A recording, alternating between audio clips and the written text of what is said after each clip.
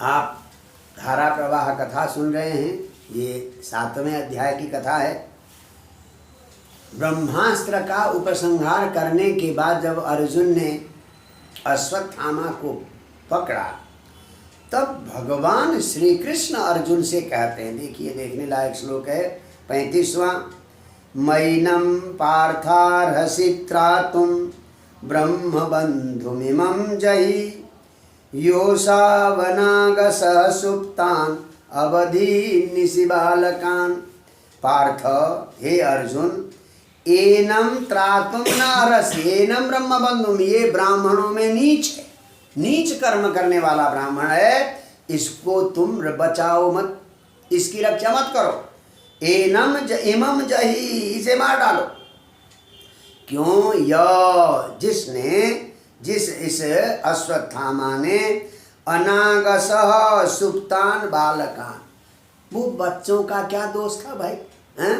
जो द्रौपदी के 5 पुत्र थे, अनागस निरपराध थे, और सुप्तान बालकान सोए हुए बालक थे, उनको निशी अवधि युद्ध में मारता तो कोई बात नहीं, परंतु यहाँ तो रात्रि को जाकर इसने मारा है, इसलिए इसको मार डालो, इसे बचाओ मत। देखिए शास्त्र का भी मैनम 35वां।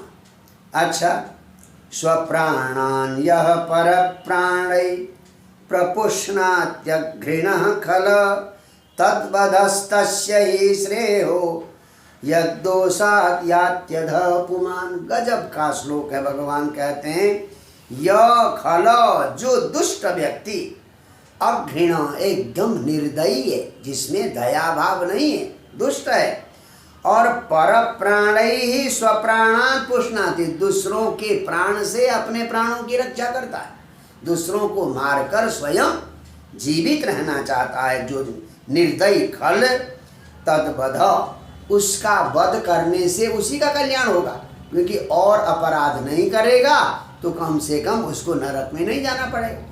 अगर दुष्ट को छोड़ देंगे तो वो अपराध पर अपराध, अपराध पर अपराध करेगा, अपराध में वृद्धि होगी, उसका अधोपतन और ज़्यादा हो जाएगा।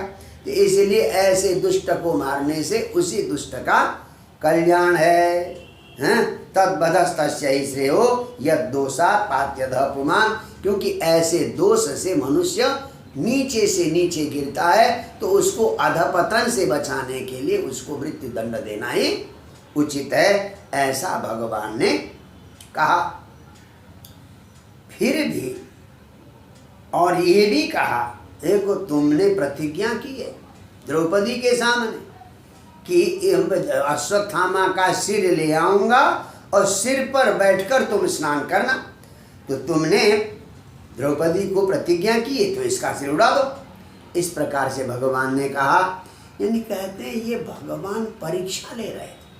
देखिए कष्ट के समय पर गुरुजन और महापुरुष भगवान परीक्षा लेते हैं कि ये कितना विवेकी है, इसमें कितना धैर्य है।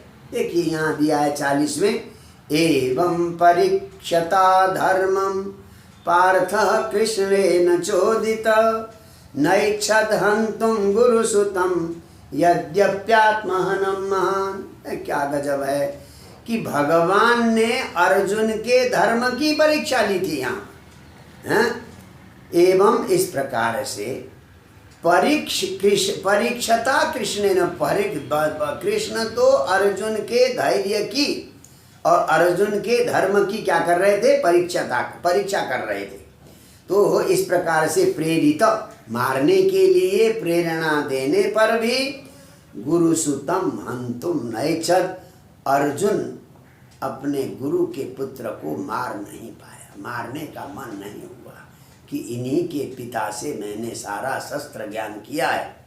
बेशक आत्महनम, छोटे पुत्र को मारा था, इनके 5 पुत्रों को मारा था, फिर भी अश्वत्थामा को अर्जुन मारने का निश्चय नहीं कर पाए और उसको बांध कर, रस्सी से बांध कर ले आए अपने शिविर तक।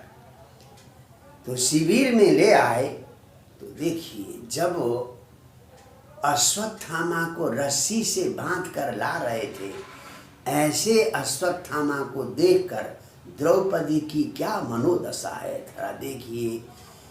ये ऐसी कथाएं हमारे मन को, हमारे धैर्य को एक प्रकार से प्रेरणा देने वाली है। देखिए 42वां श्लोक, तथा हितं पशुवत् पाशबद्धं अवाङ्मुखं कर्म जुगुप्सितेन निरीक्ष्य कृष्णापकृतं गुरोसुतं वाम स्वभावा कृपया ननाम। वैसी औरत होती तो अश्वत्थामा को 50 गाली देती, परंतु द्रौपदी ने तो अश्वत्थामा को प्रणाम किया। जिसने 5 पुत्र मार दिए हो, उस अश्वत्थामा को द्रौपदी ने क्या किया? प्रणाम किया। देखिए, तथा आरितम, ऐसे लाया गया है। कौन? अश्वत्थामा। पशुपद पाशबद्धम, जैसे पशुओं को हम रस्सी से बांधते हैं, वैसे ही पशु की तरह रस्सी में बंधा हुआ है अश्वत्थामा। और जुगुप्सित न कर्मणा, भयंकर निंदित कर्म किया है। सोए हुए बालकों को मारा है इसने। अपने निंदित कर्मों के कारण अवाङ्मुखम, सिर झुकाया हुआ है।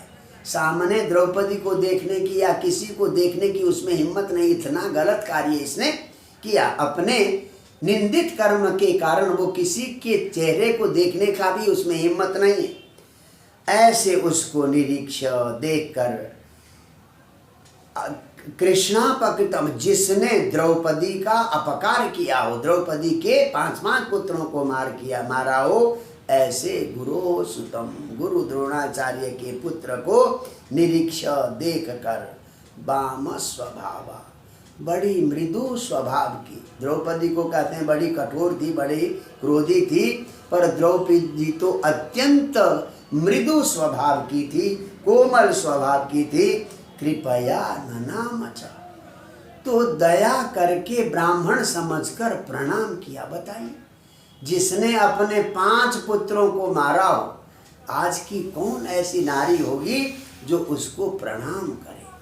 ये है भारतीयता, ये है भारतीय माताओं का उदात्त स्वरूप। कुछ भी हो, ये गुरुपुत्र है तो इसको मारना नहीं चाहिए। तो गाली देने की बजाय, उस पर थूकने की बजाय, उस पर पत्थर मारने की बजाय द्रौपदी ने अश्वत्थामा को प्रणाम किया। तो अब क्या कहती है? देखिए 43वां श्लोक, उवाच सा सहन्त्यस्य बन्धनानयनं सति मुच्यतामेष ब्राह्मणो नितरां गुरु। तो अस्य बंधनानयनम अशांति, अरे बांध कर ले आए, बचाओ, गुरुपुत्र है, ब्राह्मण है। अस्य, इस अश्वत्थामा का, बंधन आयनम यानी बांध कर लाया हुआ, असहंती, सहन नहीं कर पा रहे कि इसको बांध कर नहीं लाना चाहिए था। तो क्या कहती है अपने पतिदेव से कि एष मुच्यताम, इस अश्वत्थामा को छोड़ दो, ब्राह्मणों नितराम गुरु, कुछ भी है ये ब्राह्मण है, इसलिए इसको मृत्यु दंड मत दो, इसको छोड़ दो। बताइए कितनी उदारता है, कितनी सहनशीलता है, कितना धैर्य है द्रौपदी में। इस अवस्था में आज की नारी होती तो पत्थर मार मार कर उसका पता नहीं क्या बना देती। तो ये कहा। अब कहती है 44वां, सरहस्यो धनुर्वेद सविसर्गोपसंयम अस्त्रग्रामस्य भवता शिक्षितो यदनुग्रहात्। देखिए, यद अनुग्रहात्, जिन द्रोणाचार्य की कृपा से आपने रहस्यपूर्ण धनुर्वेद का ज्ञान किया, धनुर्वेद के हर रहस्य को समझा। सविसर्ग उपसंगम, कैसे अस्त्र छोड़ा जाता है और कैसे अस्त्र को वापस लिया जाता है, ये सारा अस्त्रग्राम से अलग अलग प्रकार के दिव्य अस्त्रों के प्रयोग को भी आपने शिक्षित यद अनुग्रहात्, जिन गुरु की कृपा से, जिन द्रोणाचार्य की कृपा से आपने ये सीखा है।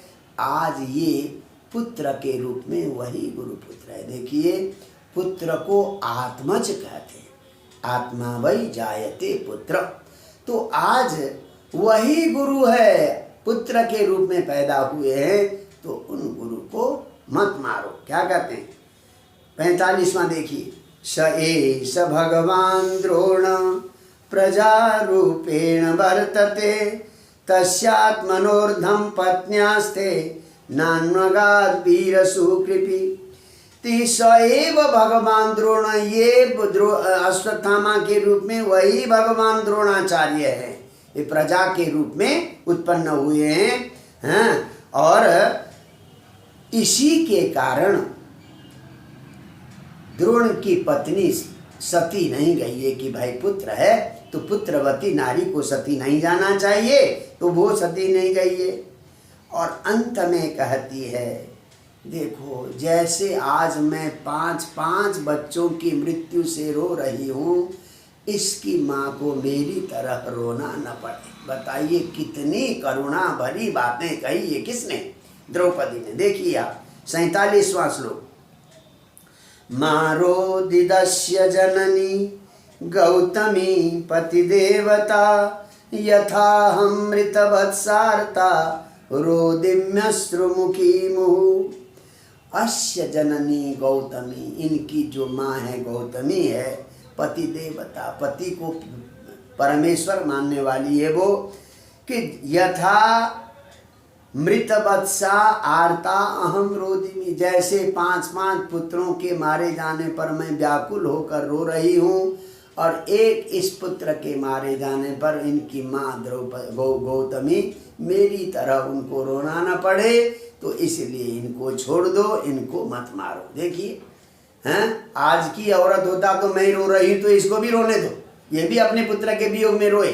नहीं नहीं, जो कष्ट मुझे मिल रहा है वो कष्ट किसी दूसरे को न मिले, इस प्रकार से अपने उदात्त भावना को प्रकट किया द्रौपदी ने।